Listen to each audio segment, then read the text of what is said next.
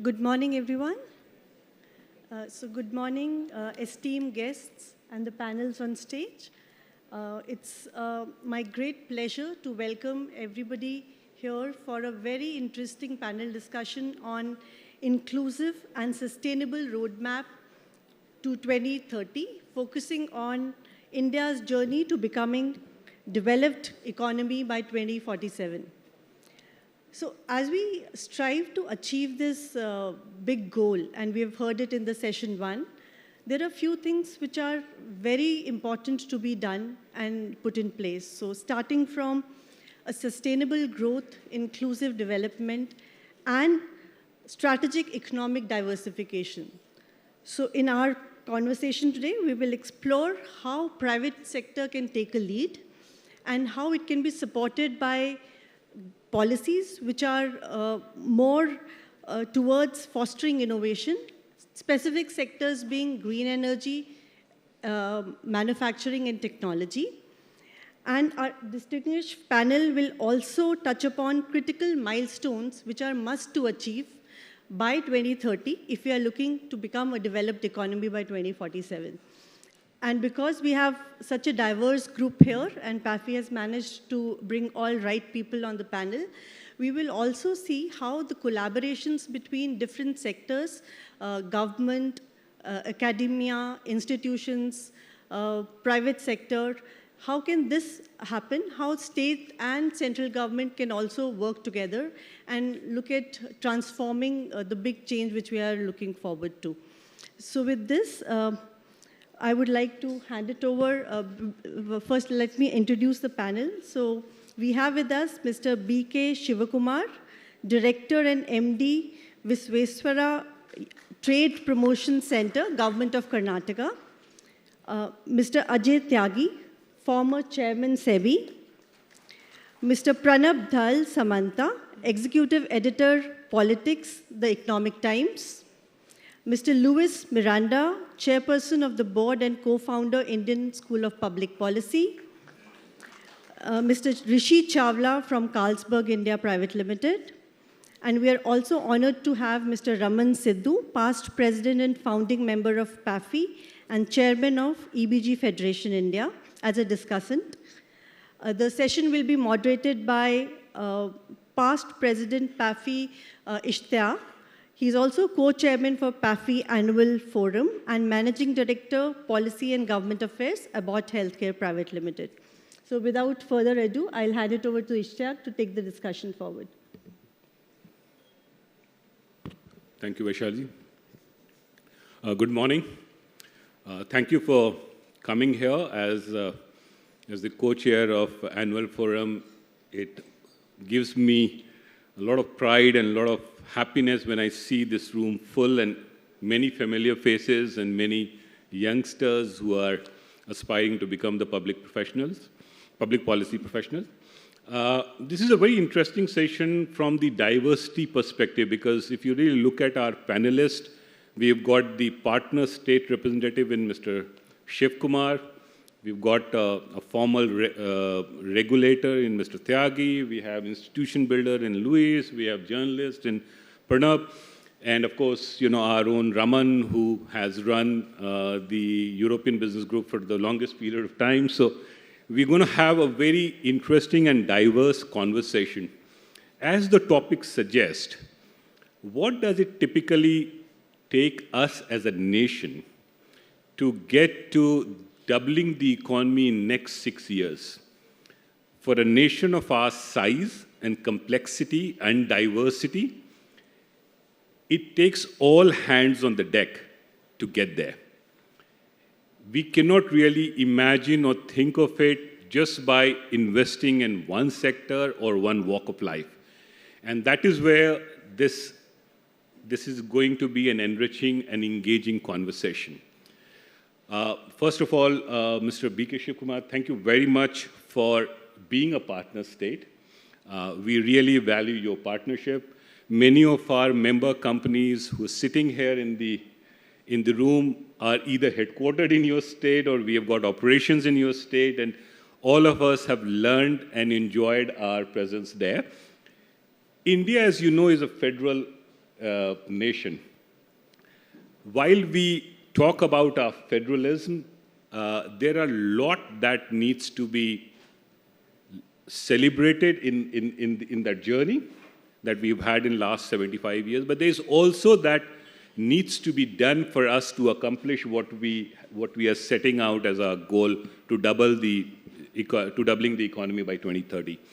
Karnataka particularly is a beacon of light, right? I mean, it is one state which has really showed the way to many other states. And a good and very interesting thing, and just in the previous session, CEO Niti Aayog talked about this, that the 90% of reforms typically are going to happen in these states. So you are the one who are going to really carry the burden while other will put the shoulders to the wheel. So if you could just tell us about your own journey of Karnataka in past few years, what are some of those initiatives that you think that you've taken can be emulated or, taken note of by the other states? And what is the role that you typically see for a state in that journey? So over to you. Yeah. Good morning, everyone.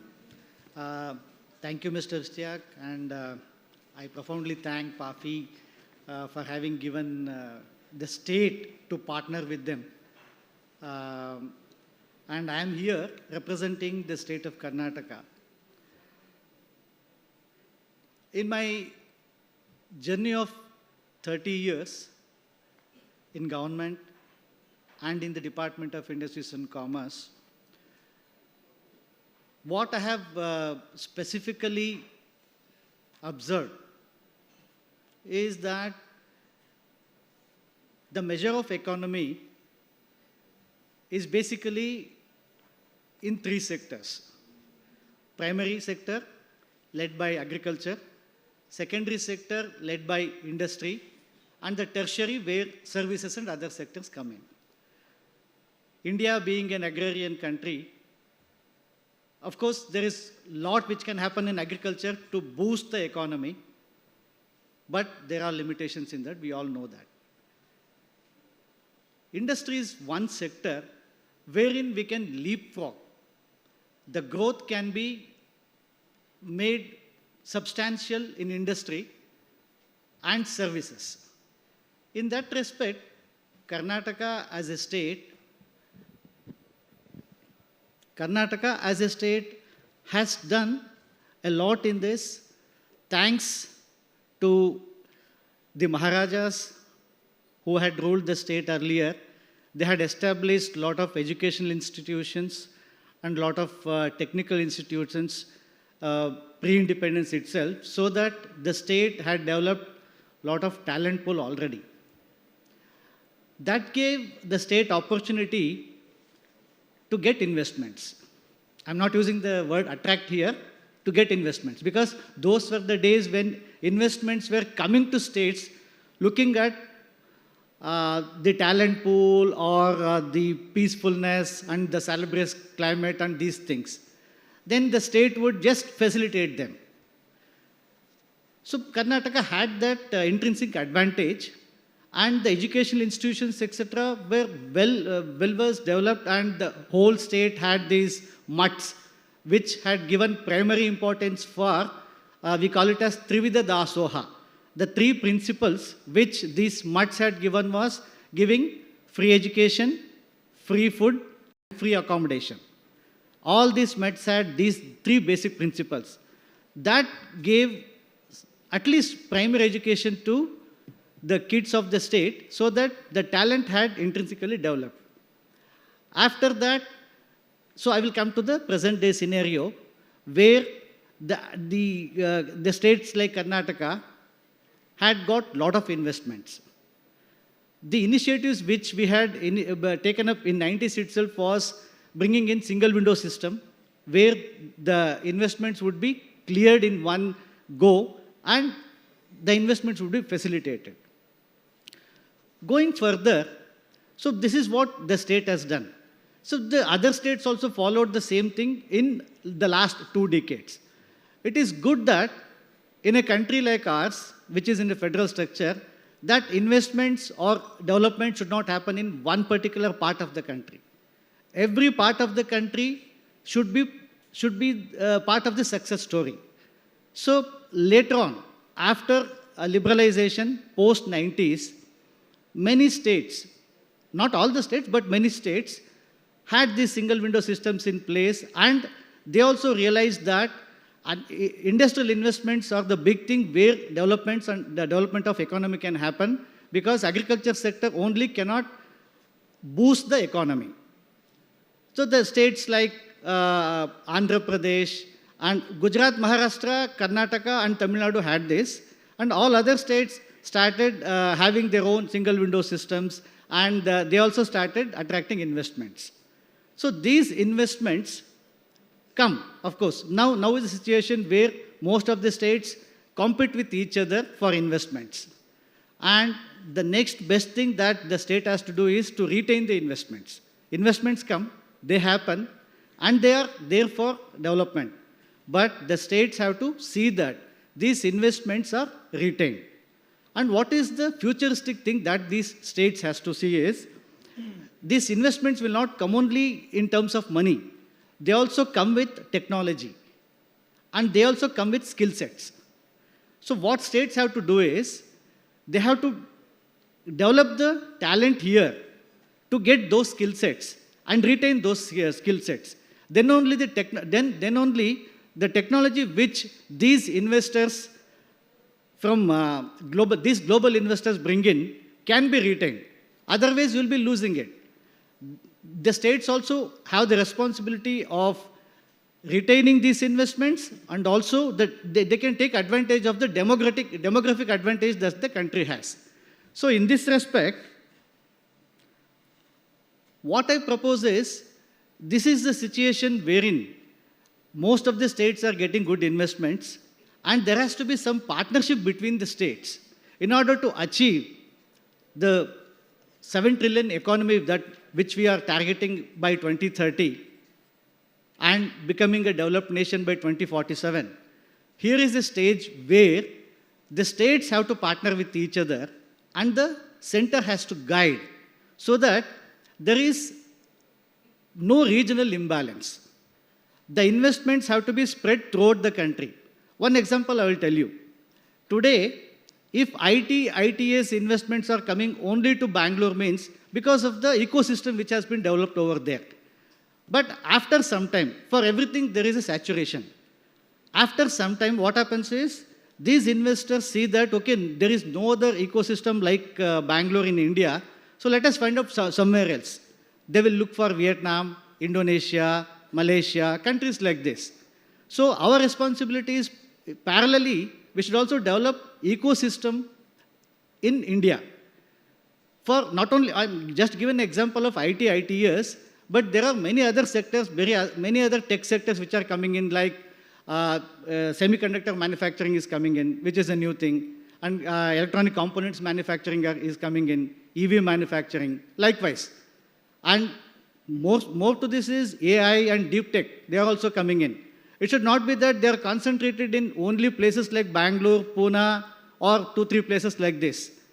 So, state and center has the responsibility to develop ecosystems throughout the country, if not throughout the country, in most of the places wherein the investments can disperse. And it should sustain. And also, after sustenance, it is such that it should grow. Okay. In this sense, this is the responsibility and this is the forethought that we should have. And the forums like PAFI can give some recommendations or papers to Niti Aayog and Government of India that there should be a definite setup.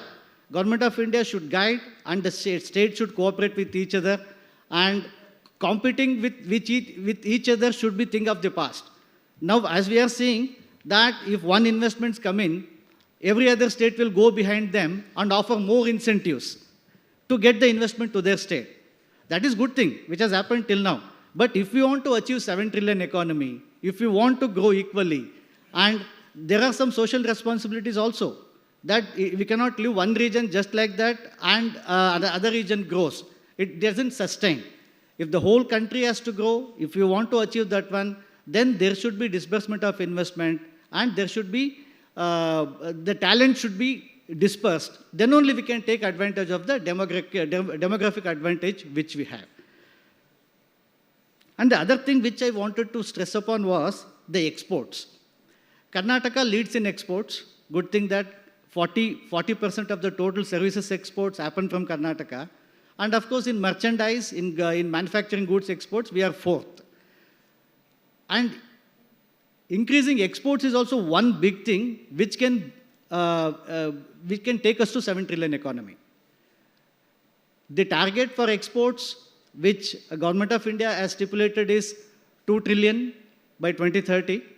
So Karnataka is happy to take up 10% of that and to boost our export to that level. But we have more than that.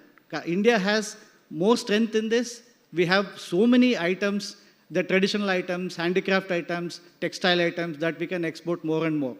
What we need to do is, the states have more responsibility here because states have most of the subjects with them. Land is with them, water is with them, power is with them, most of the statutes are with them. So they can always simplify those things, make ease of doing business more simpler, and you can always speak to the Indian embassies abroad. We have embassies everywhere else. They have connect with those countries, connect with Indian embassies, see that we boost up our exports. So these are the two main things which I wanted to stress upon. So that's it for now. I think I will Thank you. close now. Well, this is very comprehensive. Thank you very much. Thank you for illustrating that. Let me turn to my left, Mr. Tyagi. One of the important aspect of us to double our GDP and also on our course to become a developed economy is how well we are governed as a nation, how empowered our regulators are, how inclusive and responsible our development and investments are. So all of these things really put together in your last avatar as the chairman of SEBI. All of these things are in the forefront. How do you really see our way forward as one of India's most empowered regulator, and also the journey that we have to embark upon on inclusive and sustainable and responsible business investments? So how do you see that?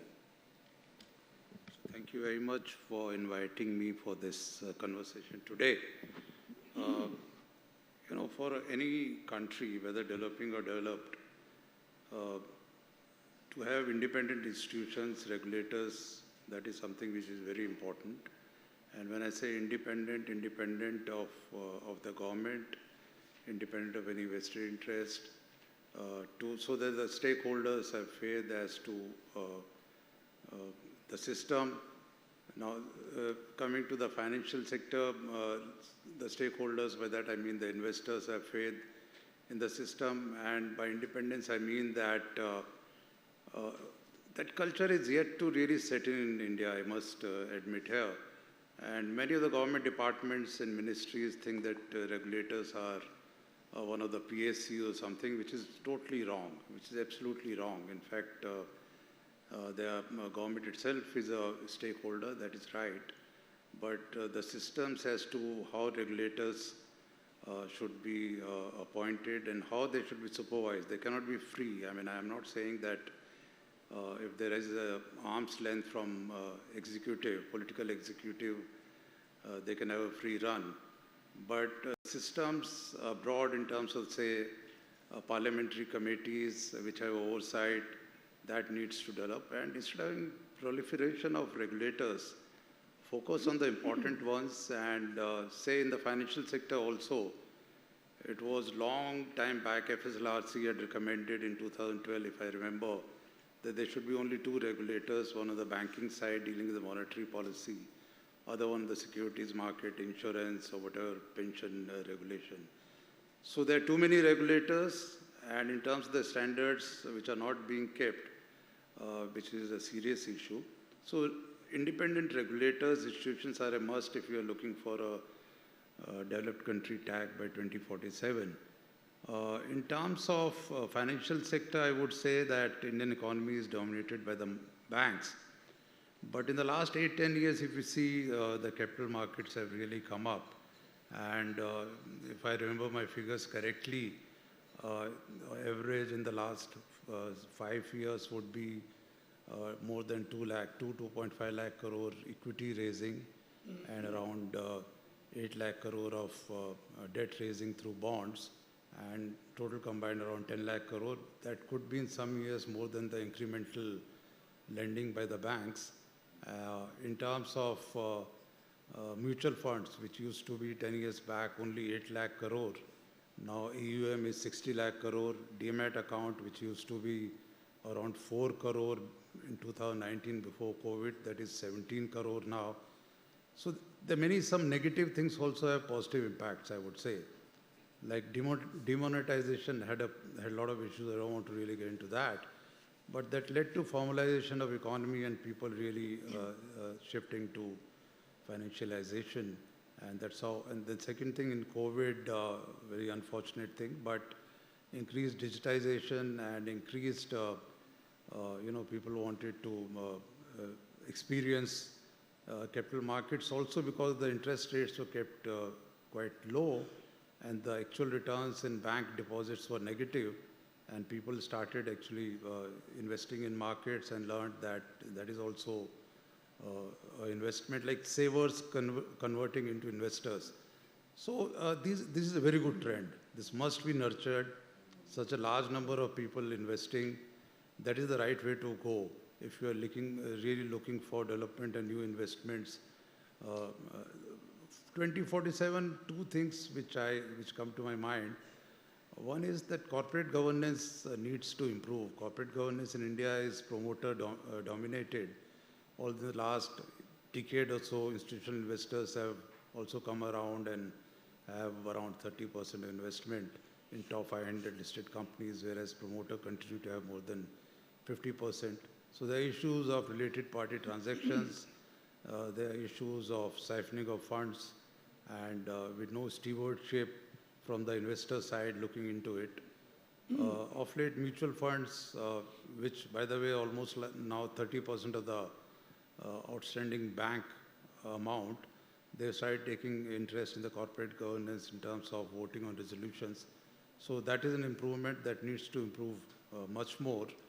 And the second thing is all these sustainability related disclosure requirements which are coming, those are inescapable. I mean, those you really cannot avoid. World over, if you're looking for foreign investors, institutional investors, they're looking for corporates which have high ESG standards. So that SEBI has done a good job in that. And my last point I would end with that is the bond market which needs to develop, which is not doing, which is not being, lot is being said for the last more than a decade. I have been part of the government also from that side and from regulatory side. Bond market not developing is a very serious issue. Banks having suffered NPAs doesn't look like that. Regulators and government have learned enough that banks are not suitable for funding long gestation infrastructure projects. So that actually needs to be done. For that, I have been saying that G-Secs in corporate bonds should be with the same regulatory system. That's the only way that it can develop. So without the bond market developing, to look for investments to really grow and be dependent only on bank lending is not the right way to go. On the equity side, we, in fact, in our regulations are one of the best in the world, I would say. I can say with confidence. But on the debt side, we need a lot to do. Thank you. Thank you very much, sir.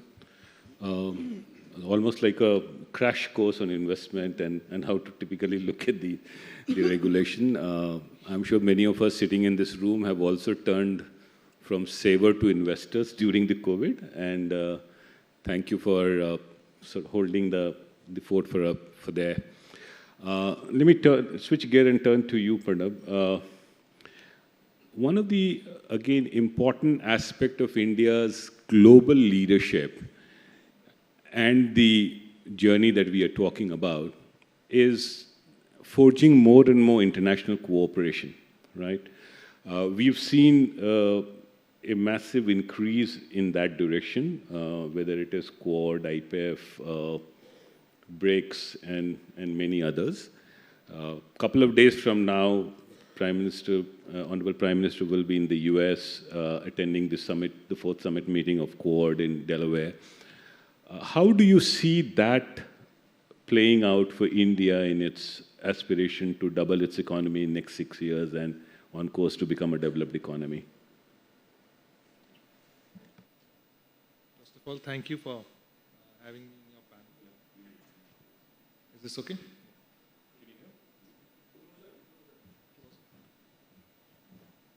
So first of all, thank you for having me in the panel today. So some very interesting points have already been made.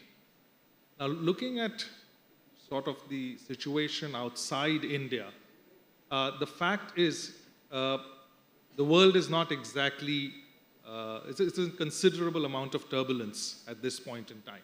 There are lots of conflict spots, whether you start with what's happening in Russia, Ukraine, go to West Asia, or look at the unpredictability around China. So there are lots of crisis points, points of insecurity. It's a very risky world out there. So, so that's the backdrop in which you are having this discussion. And the first order of things is obviously to de-risk yourself from many of these situations, which is the job of the government, and they are probably trying to leverage their relationships with every part of the world. And the good thing for India is that it does have inroads in all theaters. The question really is twofold. One is that the rest of the world actually would want India to succeed today. It's a good insurance for the overall global polity. A successful, growing India is good news for lots of countries. And second, related to that is the point, is whether you are in a position to leverage, first manage, and leverage those risks to your advantage. So that's where the real question comes into the domestic front. And here I go into the second point, which is for a long time, and I think the Niti Aayog chairman was trying to make this point, that how India has actually resolved much of its problems from the past century. Now here's the issue. Do you have the toolkit for the next 20 years? And by that, what one means is that it's not about just quantum or duties or tariffs. I think the world will today gauge you in terms of qualities and standards you bring to the table. And that's where business comes into play, whether you're able to up your game.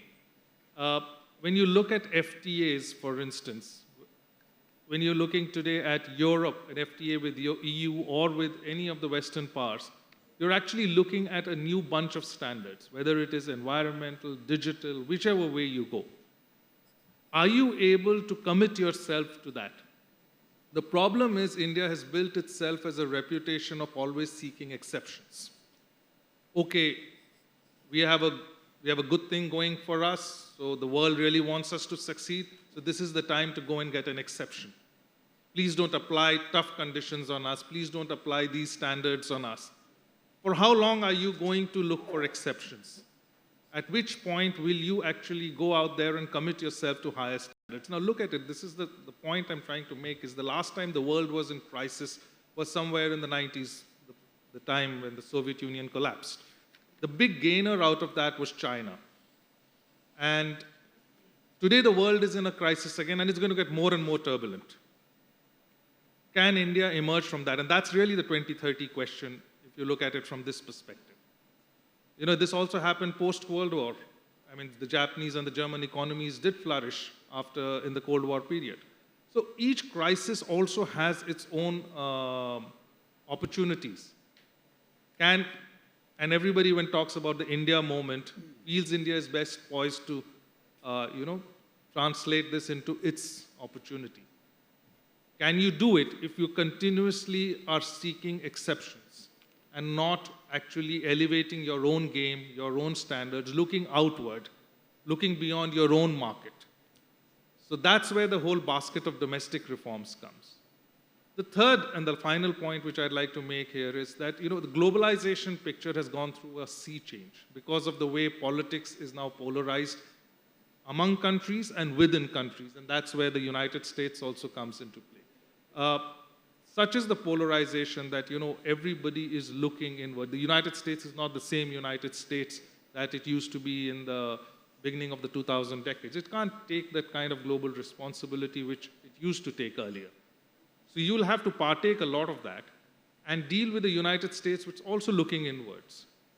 So at this point in time, the big premium is on trust and predictability. Democracies are looking for trusted partners and predictable economies. Building chains within and among themselves so that the way, China has leveraged the global system to its advantage and now weaponizing trade and economics, you don't land up with such partners. So alternates are being looked at. That's where the Quad comes in. New rules are being written, particularly in technology and digital side, the future technology, new rules of engagement are being written. You are on the table and can participate in framing those new rules for the future. So how trusted and how predictable you can be is directly linked to the domestic reforms you carry out. If you're not predictable as an economy, if you keep giving policy shocks, and if you're not a level playing field, it's not going to work for you.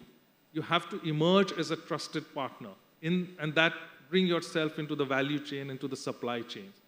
That's the new sort of version of globalization, if you may, where political trust, predictability is very important because security is got intrinsically linked with economic progress.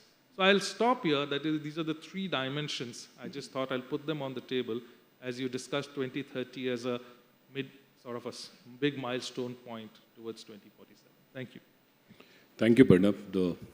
Very well covered. Really enriching to hear, across various aspects of development where we need to really make an important stride. For us to be a developed economy and the journey that we have been talking about since morning, one of the important aspects is to really build institutions. Any democracy or any nation survives on the strength and the backbone of institutions, both public institutions and also private institutions that produces the human resources and the capacity in the country to take this journey forward. We've had Mr. Tyagi talked about SEBI and part of that regulation and that framework, which is also in some way the institution, the public institution that we're talking about. I will now turn to Luis. Since you've been a co-founder of ISPP, something which is very close to our heart for the people sitting in this room, public policy professionals, how important is this, and what really, what was your motivation to take this plunge, having had a very successful corporate and career and investment banking career? You went on to co-found the ISPP. So if you could just take us through that journey, and also how do you see that role in the journey that we're talking about right now? Thanks, Ishtiaq. And it's actually great to be over here and excited about partnering with PAFI. It's interesting, when I was in the banking and private equity world, I was wondering, why didn't I hear about PAFI? And I realized because it didn't exist at that time. I'm so old, and I stepped away so long back here. But when I look back at the changes in my life, it's been because of policy changes. One, in '94, when private sector banking was allowed in the country, I was part of the startup team at HDFC Bank, and we were there when the whole banking revolution took off. Then in 2002, again, there was a public policy change when the government wanted to have more private sector involvement in infrastructure. And we had a chance, therefore, to start out IDFC private equity and be a part of the infrastructure revolution in the country. Both these experiences made me believe that, public policy plays such an important role in the development. Parth and I when we started ISP with the Indian School of Public Policy, it was really because of the belief that economic development is the best way to take us into prosperity. We're talking, I know this panel is about sustainability and inclusiveness. And the best way to take us out of reduced poverty is economic development. And for economic development, we need better policies. And therefore, that's how everything fits into place, whether it's Samaj, Sarkar, or Bazaar. Land Pritchett, since I know wear an academic hat also, Land Pritchett, a professor at Oxford, did a very interesting paper which I was discussing with him 2 weeks back. He wrote this paper in 2022. And he basically looked at GDP per capita. And he said that his study showed that there is no rich country in the world which doesn't have high level of basics. And every country which has high level of basics is a high GDP country per capita, which really shows that if you have economic development, the rising tide will take up everything, including, and they work together. You can't have bad healthcare, you can't have bad education and be a prosperous country, and vice versa. And that's a very important thing, that economic development, therefore, is the core of everything that we do if we want to have inclusivity. We talked about India growing 6 times by 2030, 30 trillion by 2047. That's not going to happen unless we have administrative reform. So at ISPP, we're having our first flagship report is actually focused on administrative reform, and it's being led by our professor of practice, O.P. Agarwal, because otherwise we won't have this growth, we won't have this ability to grow the way we have if we don't have that reform. Second is the cities. Cities are going to be the engines of growth over here in the country. That's what's going to be driving it, the economies of scale, aggregation, everything else. We've got to stop romanticizing agriculture.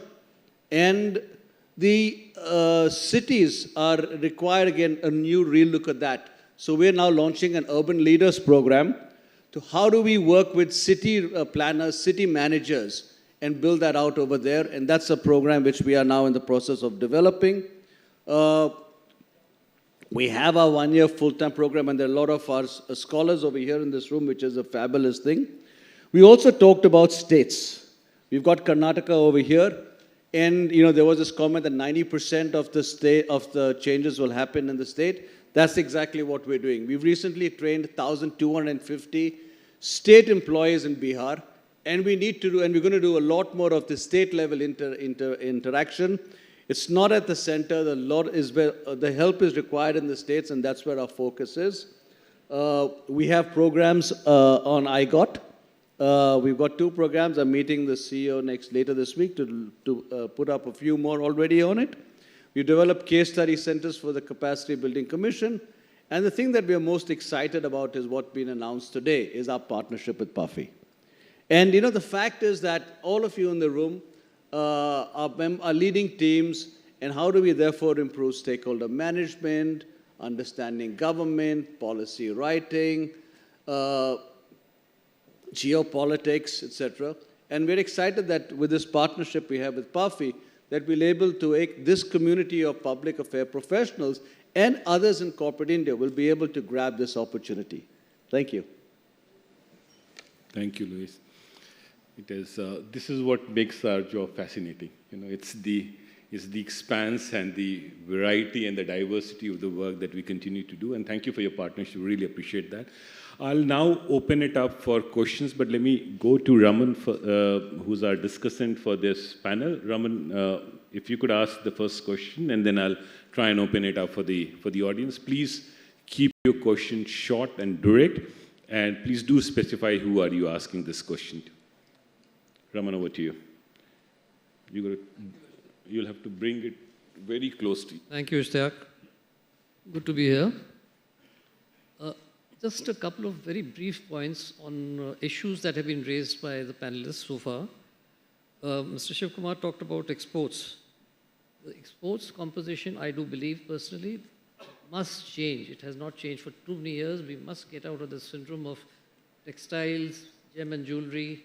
We will only become a major player in the export market when we start selling heavy engineering goods, machinery, maybe arms. We do sell to some African country, but that has to change. Now, new investment versus retaining old investment. COVID showed very, very clearly, and unfortunately, that the governments welcome, the state governments and the central government welcome new investments. But do they worry equally about retaining old investments? I don't believe so. The number of cases that came to my attention during COVID, existing investors felt let down because they were either troubled in certain parts of the country or they were not well looked after. They are your best ambassadors. This is a point to the states. You must look after them because they'll be the ones who will be spreading the word. Now, coming to Europe, I won't say European Union because it's too limited. It's Europe geographical. We also have members from Britain, despite Brexit. So let's talk about that. They have shown to be long-term investors consistently. The number of companies, European companies who have been here for donkey's years, and whether there have been lows or there have been highs, they don't get too excited about highs, they don't get too worried about lows. They have been very consistent. But to take it to a new level, current figures, 2023, the trade between, this is not geographical Europe, but just EU, is 51 billion euros. Investments, including all kinds, FDI, FI, 108 billion. Now the jump from the previous years was to the extent of 20 billion in the first case and 30 billion in the next. That means there is an appetite sitting there. We have vetted that appetite, but we must make sure we grow it. Let's get realistic about policies. I mean, China, when they started producing for Apple, they didn't ask for 25%. They said 5% will do. You build up the trust. You can't manufacture a BMW 6X overnight in our country. You must learn to grow. First, learn to walk, steady your pace, and then start walking briskly, and then maybe running. And now they have grown that percentage to much, much higher levels. We must get realistic about that. We must be consistency in policy and, not too frequent changes are equally very, very important. Most of Europe, I don't know if everyone is aware, industry is dependent on SMEs. Typically, 65% of European industry, going up to in some countries 80-85% is SME. And some of those SMEs are much larger than our bigger industries. But when we draft a policy like PLI, we put in, I don't think there's too much thinking that's gone in there. There's a clause which says that you must have a 5-year track record of revenues above a certain figure. Now, how will you encourage anyone to come in from SME Europe? There has to be a starting point. I have talked personally to people in government and they say, yes, you're right. That was a mistake. This was 2 years back. Nothing has been done. So the policies have to be realistic if we have to, because they are a natural partner for India, Europe. And there's a lot of trust.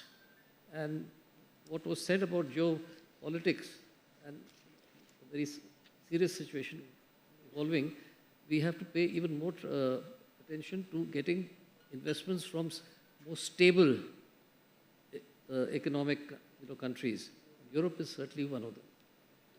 I'll stop there. Thank you. This is very relevant comment, and thank you for making this. Now, let me open it up for the audience. Any questions from the audience for any particular panelist? I can see 2 hands coming up. So let's go to the lady first. Yes, there. Just introduce yourself and tell me to whom you're asking this question. Good morning, everyone. And I am Pooja Yadav, and I am from Indian School of Public Policy that Louis talked about. And my question is from Sir Ajay Tyagi, sir. Does SEBI plan to strike a balance between strict market regulations and fostering an environment that promotes economic growth and attract investment to help India reach a 7 trillion mark? Thank you. So, firstly, I said that capital markets have really started doing quite well. If you see the statistics in the last at least 8, 10 years in terms of new investors coming, retail investors coming. So that's a good movement, that in India now around 9% of the adult population is investing in equities. I mean, we have far way to go. In US, it is around 60%. So that's a good culture which should be nurtured, and that's how, as rightly said, that savers converting into investors. Your question on sustainable financing, if I get you right, is very, very important. In fact, SEBI was one of the pioneers to come up with BRSR guidelines, if you are following that, Business Responsibility and Sustainability Reporting Guidelines in 2021, where it said the top 1,000 listed companies, it will be mandatory to report the prescribed ESG parameters from 22, 23 onwards. In fact, that time even Europeans, EU regulations also were voluntary initially, and then later on comply or explain, but we made it mandatory. By we, I mean when I was in SEBI and as an institution thereafter. SEBI has also come out last year for BRSR Core, which is more focused in terms of the KPIs requirements, and also third-party assurances as to what is being said. So these are very important steps, and that has been very well appreciated internationally. Unfortunately, there are no uniform standards which are there. There are many standards world over. There are GRI and SASB, and there are many of them, TCFD. Now, IFRS has come out with the IFRS S1 and S2 for climate reporting and sustainability. So they're developing, but SEBI has taken a lead in that. And hopefully, the investors, the foreign investors who are more sensitive towards these type of disclosures, the more investments will come in those corporates which have these higher disclosures, disclosing as to what they are doing. I hope I am able to answer what you asked. Yeah. Thank you. Thank you, sir. Thank you, sir. There was a hand raised there. This is working? Yeah, go ahead. Okay. Hello. My name is Promit Lahiri. I am a LAM Fellow, which stands for the Legislative Assistant to a Member of Parliament. My question is for Mr. Shamantu. Sir, I really like your point where you mentioned that we should be committing ourselves to high standards. So, and this also aligns with the fundamental duties in our constitution as well. So I'd like to know your thoughts on what type of strategies should we adopt so that we are continuously trying our best to uphold to these high standards, but also leaving some free space to ask for exceptions as well. Thank you. See, I started out saying that the world is in turbulence. And the real game over here, what I'm trying to get to is, India has remained quite dependent on the goodwill it has with the rest of the world. Because of the goodwill, you are dependent on that goodwill to deliver you results, which I talked in terms of exceptions. It has happened if you look at as recent as the nuclear deal. The point I'm trying to make is the world, the way it is changing and the way the power structure is in a state of churn around the globe. The question before India is, how do you move from being dependent to becoming dependable? So the first step in that direction is reducing your dependencies. So Sir over here mentioned about defense. Now you look at your dependency on the defense side. Yes, India is doing a lot of manufacture now, but just look at your dependency on Russia. And how much over the years have you been able to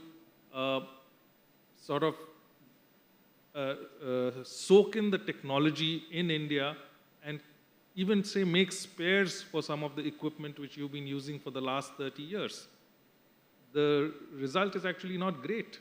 You still are dependent on services and maintenance and all these things to Russia. So when you have to send your equipment to Russia, you need an exception from the Americans, right? We have a good relationship, so we have to, please allow us to send our Sukhois out there for maintenance. Nobody's asking this question that over the years, why did HAL or anybody else who was responsible for it develop those capabilities in India? Now, there are numerous such examples. So when I say about standards, I mean when you start thinking in that terms, you will automatically start subscribing to higher standards of technology absorption. I think Mr. Shiv Kumar made the point about retaining technology. It's a good point. It's not if you want to retain investment, you have to know a way to retain technology. You need the skill set. So you need to start thinking differently in upping the standards right from the education point, schools or whatever, the skilling point, to actually the global stage. So that's where I am. I hope I'm able to answer the question. So, in the interest of time, I'm sorry I won't be able to take more questions, but happy to have conversations during the lunch break around this. We have the other panelist already in the hotel. That's a very interesting and an important session on geopolitics. So I will have to now turn to Rishi, my colleague and friend in PAFI, to sum up the session, and really appreciate your engagement and asking questions, and I'm sorry that I couldn't accommodate all your questions. Thank you, Mr. Am I audible?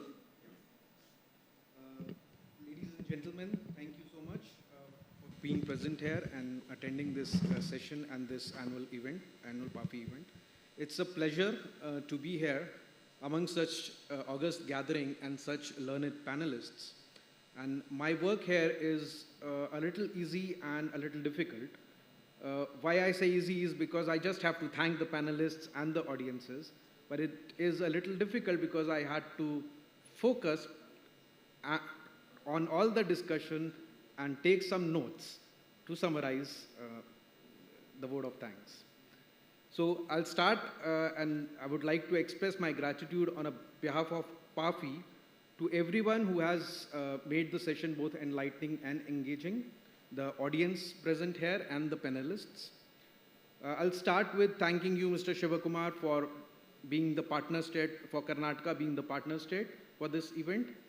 And you very well explained, sir, the role of states in attracting investments and how Karnataka is doing it. I can personally vouch for it because Carlsberg has good investments, big investments there. And we are also planning to expand, and it's compared to any other state in India, it's one of the best states. You very well explained, sir, why center and states need to work together to sustain, not only to attract investment, but to sustain investments. And states have a much greater role and responsibility in achieving the 2030 goals that we are discussing here. Thank you, Mr. Tyagi, for illustrating the importance of independent financial regulators and the role of corporate governance for the inclusive and sustainable growth. You've rightly highlighted, sir, that the bond market in India needs to grow. The equity market is growing, yes. Thank you, Pranav, for highlighting the question, do we really have the toolkit to be there? We definitely need to focus on quality and standards. You very rightly mentioned that. And we need to leave this attitude of seeking exception everywhere. The trust and predictability are the keywords that I take away from your talk. Thank you, Louis, for highlighting that the cities will be the engine and the drivers for the growth. The states are the focus, and you've rightly picked that up in ISPP. Thank you for the partnership with PAFI. Last but not the least, in fact, no, I wanted to thank Mr. Ramanjit also before this for kind of highlighting and mentioning about it is very important not only to attract investment, but to retain the current investments that we've already got in India. And consistency and predictability of policies is the key here. The stable regulatory environment is very, very important to retain the current investors. Last but not the least, I would like to thank you, Ishtiaq. You've been a wonderful moderator for making this panel a big success and getting out the best out of this panel. Thank you so much. And thank you, Vaishali, for opening up the panel and giving an introduction to the panelists.